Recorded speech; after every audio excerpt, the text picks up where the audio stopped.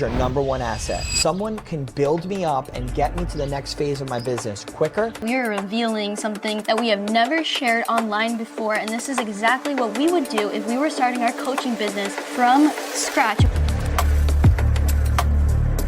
Welcome back to the channel. We are so excited for this video because we are revealing something that we have never shared online before, and this is exactly what we would do if we were starting our coaching business from scratch and we wanted to land our first client. Now, this is for the seed planter, right? Someone that's just wanting to water seeds. At this stage, you're probably struggling to get your first clients in. Maybe you have 1 to 5, really want your next one or your first one. And you might be feeling really lost, confused, not really sure how to connect or find that first client. And your mindset might be rooted in lack. You might be having a scarcity mindset and not really sure about what next steps to take. So in this video, we are going to outline all of that for you, and make sure you stay till the end because we are going to be revealing the main juicy part that really helped us get that first client. So do you want to start with just the mistakes or like things that you wouldn't do first? Yeah, that's great. I think that's awesome. So the number one thing I would never do is spend money on building a website. I can't tell you how many people we talk to, they're like, hey, I know I need to grow my business and I don't have any clients and I have no leads, but I'm spending my money right now on building a website. Hey, newsflash, it's 2025. Yeah. Websites are glorified portfolios. No one cares. No one's going to your website to book a call with you or to verify that you are legit. That's your Instagram, and it's free. Instagram is your website. It's free. It's $14.99 to be verified. Don't get an LLC. Yeah, second thing, everyone wants to be a business just to say they are a business. I love your spirit. I love it. I love that you're like, hey, I got the website, I got the LLC, I'm official. Yeah, you're officially broke. You have no clients, and I'm not being mean, but resources. We love you. Yeah, we love you. I'm just teasing you, but resourcefulness, right? That money could be allocated to such better places in the beginning. I didn't get my LLC until I literally made 20K a month. True. I mean, if you're making at least like 5K consistently, you can go ahead and get yourself an LLC, write some things off. But in the beginning, if you're not making money, right, and you're only looking to get like a client or two, I would say it's, and while we're putting this, it's a building block process, right? The website is too much of a money pull and a time pull. And in the beginning phases, I don't really think it's necessary because most people are going to check your social media first. Yeah, they're going to look at They're going to go post. to your Facebook, Instagram, TikTok, YouTube, and all of those are free. Not even that. Not even that, but I'm saying you have 4 platforms that are free. They can give you a brand presence and a presence, right? If you're like, man, I don't know, I need something, okay, go build a landing page for like absolutely your own skill set. Go to YouTube. Go get something. No. I would say you could just put like a picture up in this app that makes you feel good, but that's time. Yeah, no. I wouldn't waste your time. So websites off. Don't do that. LLCs off. What's the other ones we hear a lot? Try to go viral. Yeah, who cares about being viral? I wouldn't try to hand out business cards. I don't even know who's handing out business cards. You know what though? If you're like someone who has a roofing company or you're cleaning pools or you do power washing, then those are very traditional hand-to-hand businesses and there's nothing wrong with that. We're talking specifically to online coaches, consultants, and marketers in the digital ecosystem. Your transmission, your business card is your social media, right? That's where everyone's gonna go and look. What are you gonna say? Don't create a course for Stop with the courses. Stop with the courses. You don't need a course, especially if you're doing one-on-one coaching. You're not there yet, right? And it's okay. Everything that we're gonna lay out for you is what could you do, or what would we do to get your first get your first client with the quickest and most direct trajectory that does 2 things. One, saves you your limited capital, right? And grants you the proper amount of time needed to grow and scale a business. So how's the first step, I would say, is clarity, right? Like helping you actually 100%. Like uncovering who you help. Yeah, I would say the 3 key things to focus on when you're doing this would be, who's your ideal client, right? What is the actual pain point that they're suffering from? And then how do you actually solve it, right? Because a person is going to pay you for your time, talents, and treasures. They're going to pay you to gather advice or mentorship from you to get them to a place in their life they could not get on their own, or They could get there on their own, but it's going to take them a large period of time. So they're looking to transfer money for information. So in order to do that, you have to be very clear of who that person is, what is their actual struggle, and then guess what? How do you actually solve it? I think once you button that up, you're going to understand what your messaging looks like, what your content looks like. All the things are going to start going into place because we're going to have the key word is clarity. So I would get super clear. Number one is getting clear on who you serve, right? And how do you actually serve them. And within that too, we have a worksheet that I'll link below on how to discover and uncover your God-given calling. And then from that, you'll be able to understand like who can I coach, who would be someone that I could actually help using the gifts that God has gifted me with. So the next step after that is curating your Instagram. Like Gerald said before, we are not creating websites. We are not going out there and building mass funnel pages. The first step is really just optimizing your Instagram. And what does that look like? Well, simply put, it's your profile picture. Is it professional? Is it clean looking? Is it clear? Then your username, your name, your bio, your industry, all of that. And then you have your highlights. Yeah, and I would say, hey, maybe we'll put a link to Emily's or my profile. Go there and look at what we've done to see if there's a lot of things that you can do, but I wouldn't get so overwhelmed about it, right? Just make it clear, like, who are you, what do you do, who you serve, and the results you've gotten. Now, if you're new, you're gonna be like, well, I haven't gotten any results. Put future results, right? I'm committed to serving 100+ people have breakthrough in their lives. That's great. Yeah. Okay, or your own story, your own story. Exactly. How was I able to make 10K a month in my agency? There you go. Right? And then within that as well as pin posts. So I want you to have a pin post sharing who you are and your story. We had a client do that, and the first time he posted that, he literally generated 3 clients in 7 days from just that one post. So that way when people come to your profile, they understand who you are, what you do, and you incentivize them to follow you. And for the absolute beginner, can you tell them what a pinned post is? Yeah, so it's going to be on your Instagram, those first 3 posts. You will have the option, if you hold down the post, to pin it. So that means when someone comes to your profile, that post is always there. It's the first 3 things they're gonna see. So Em, your first post that's pinned talks about who you are and what you do, kind of like your story, right? What would the other 2 posts be?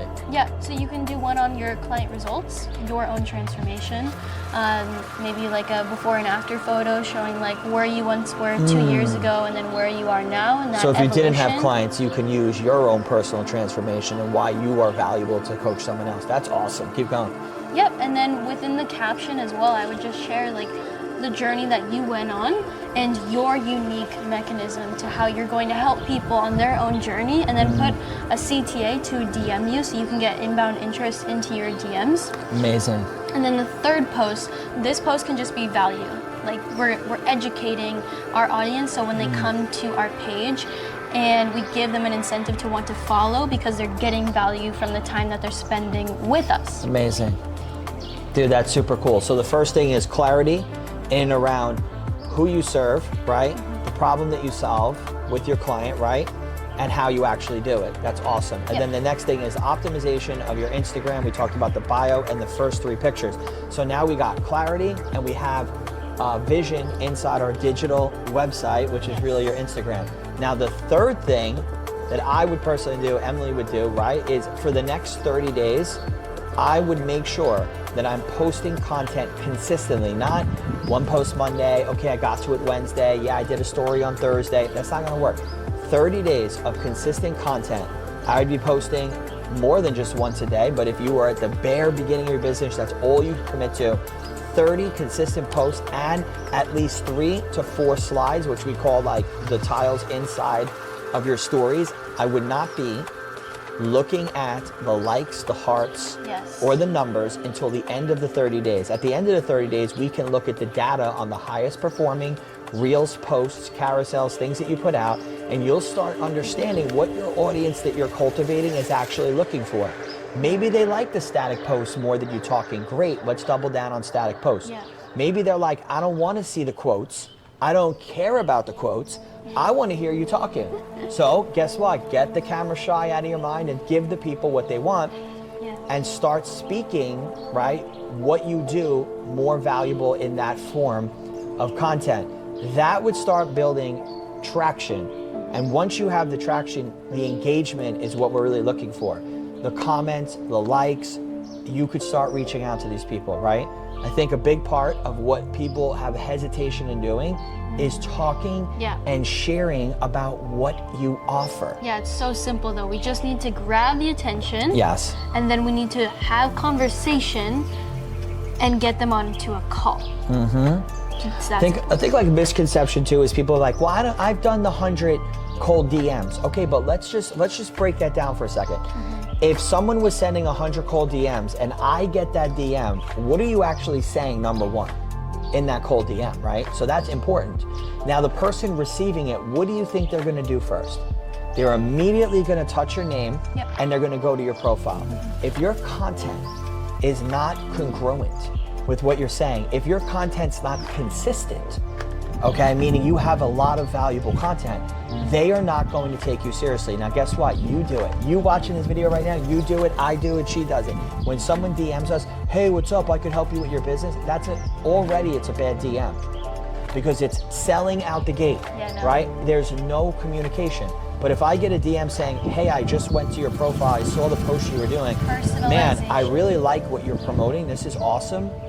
Tell me more about like how you got started or whatever, right? We're communicating. If that person responds and then they go to your profile and they see this valued content, everyday consistent behavior, they're gonna have a perception of you that you're a serious entrepreneur. Even if you have 100 followers, 50, it doesn't matter. What matters is consistency. Exactly. Are you treating your business like a business? Or is it a hobby? Because hobbyists are not gonna get people to build trust.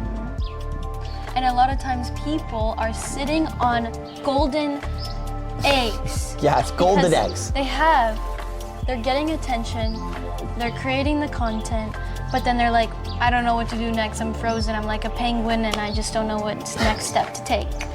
So that's where having an understanding of how to communicate to someone who's interested in what you have and taking them from not knowing who you are to understanding who you are and what you do and how you do it, because then it'll make sense for them to want to work with you. Exactly. So how do you do that? How would you go about actually starting that process of having conversations? Consistent behavior. I think the first step is look at your likes, look at your comments, look at the people in your own contact list, just start creating like lead lists, start accumulating leads, and then once you have that list of leads, the next step is reaching out to them. So what would that first message be that you could say? I've heard a few different ones, like people saying, hey name, just wanted to let you know I am putting together X, Y, and Z on how to go from A to B. I noticed that you are doing X, Y, and Z. Would you know of someone that would be interested? Yeah, I'd break that down into two easily digestible scenarios for anyone who is looking to get started in building their online business, right? So the first thing is, let's look at your inner circle, or what I would call grassroots marketing approach, and then let's look at how we're leveraging our digital approach. As far as grassroots goes, meaning everyone has a phone and everyone has contacts, whether you have 100 or 1,000 or 10,000, you have contacts. What I would do is I would spend a weekend, right, at my home, sitting down, getting your best music on that you love, and I would start from A in my contact list to Z in my contact list, and I would message, whether it's a voice note, a video, or a text, whatever you feel comfortable with, but personalize it, and letting everyone know in your community, one, that you're an entrepreneur that's starting a business, and that if they know anyone that would be interested in what they were doing, you would love a connection, right? You don't want a referral, you want an introduction. I think it's important, a lot of people ask for things like, hey, could you give me a referral and I'll pay you? People are more invested in helping you if it's a connection, meaning, is there anyone that you could put me in touch with that you think would benefit from what I'm doing, right? That's a very different language than, hey, if you know anyone that's looking for a coach, if you connect me and they sign up, I'll give you $1,000, $500. The money's never going to motivate certain people. What's going to motivate them is them wanting to help you, because people by nature, right, are generous and love to help people they know. These are people you know. They're in your contact list. So that's number one. The second thing I would do is any people who are engaging with your content. Let's just say you put up a post about the reason why you became an online coach, the reason why you're committed to helping people overcome XYZ problem, and there's 20 likes. I would go into my phone. Now, if it's your mommy or your auntie or your Uncle Tim, whatever, obviously we're not messaging them. Sandy. Right, Grandma Sandy, we're just gonna say thank you, Grandma Sandy, we're so happy. But if there's a few people you don't know and they're liking, I'm gonna message them. And why don't you just be human and easy and simple? Hey, XYZ name, I noticed you liked my post on XYZ topic. What had you like it, right? What had you like the post? Or what did you find interesting about it? Or are you in that same situation looking to overcome something? Like, just ask them a genuinely curious question, right? Like, if someone posted on, I'm now sober for 6 years and I've overcome alcoholism, and someone liked it, and I asked them, hey, I'm curious why you liked it, they might say, I just like to see people win. Or I like to see people have breakthrough in their life. Okay, great, that just might be someone who likes what you did. But someone might say, hey, I'm struggling, right? And you're giving me hope. Boom, we are into a conversation. Oh. What are you struggling with? I'm struggling with alcoholism just like you. Wow, okay, I struggled for 10 years, but I was able to overcome it. Are you looking to overcome it? Yes, what have you tried? I've tried this, and have they worked? No, that's why I'm talking to you. Are you open to other avenues of seeing how you can overcome this addiction? Yes, I am. Would you be open to talking to someone like me? Or have you thought about hiring a coach or a mentor to help you overcome this? Yeah, I'd be open to it. Great, let's get on a call and see if I could help you. You've just created traction. Wouldn't you say a lot of people that we talk to are stuck at a wall because they refuse to try?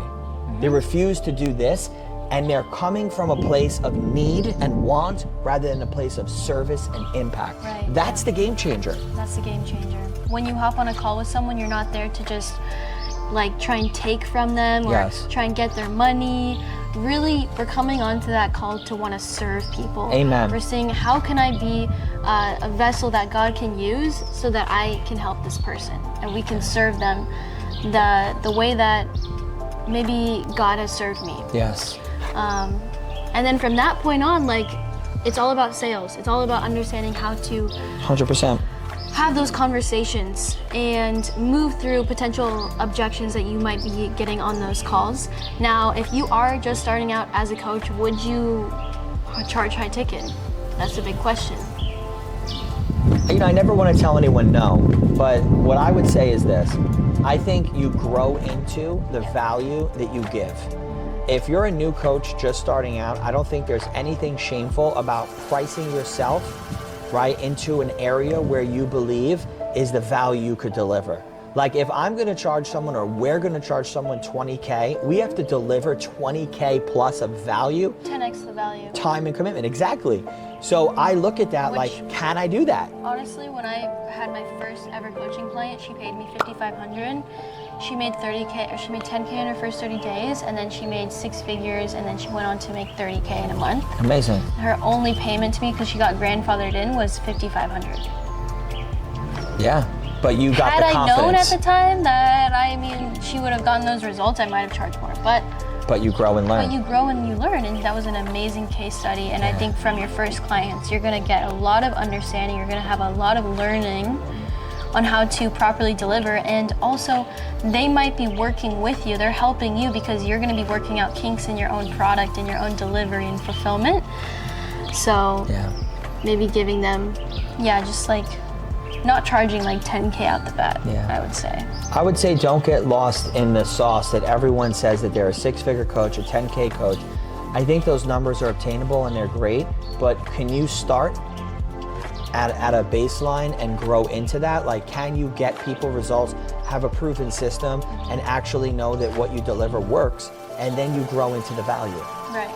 And if you've gotten this far into the video, I just want to say we appreciate you for being here so much and tells us that you're serious about growing your own coaching business.